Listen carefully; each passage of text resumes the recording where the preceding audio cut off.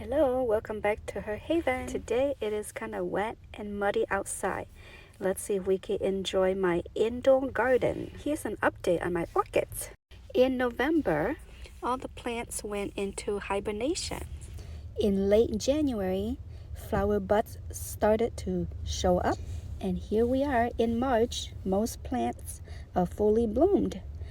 Those that are not are budding out and is ready to be bloomed anytime. This is what I love about orchids. Once they bloomed, the flowers stay there forever. It feels like it's, lasts almost a year, or at least through the summer. Cho ban đầu nó giờ ta mới tu tao mà tao rong gạo hẹn. Hát thọ nữ tờ là mà cho ban nó nhon đến tế, nữ nhon mà giờ lột cắn là cứ ít xong đó. Nữ tờ tao thì nữ nhon rong gạo lên nó, cái say mà chiều là cứ giờ dạng lên xứ. Đó là nữ giờ bằng thật ta.